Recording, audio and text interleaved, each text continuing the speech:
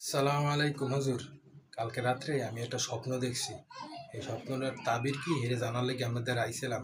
বলমু আর কি স্বপ্ন দেখছো তুমি বলো, পীর সাহেবের দ্বারে তোমার কোনো সমস্যা নাই, আমি আছি ইনশাআল্লাহ।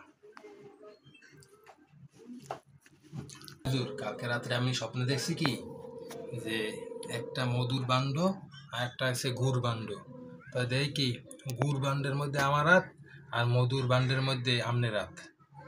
আরে বেলা, তোমরা তো এই দেখবা, তোমরা মুড়ি ধারা দিন করবা আকাম কুকম, এর লেগে তোমার ভাত দেখবা গুড় মধ্যে।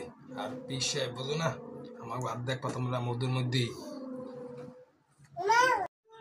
হুজুর, ঘটনা তো আপনার কাছে বললামই না, আপনি পুরোপুরি আগে শোনেন।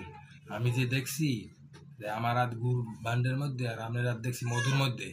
তারপর হচ্ছে কি জানেন, এবার দেখি আমার যে গুড় মধ্যে হাত এই দিয়ে আপনি চাটতে আছেন, আর আপনার হাত মধুর যে হাত এটা দিয়ে আমি চাটতে আছি। হাত বেড়া, ফালতু বেড়া কথা কইতে এসেছ বেড়া, বাঘ আইন দে বাঘ, যত সব।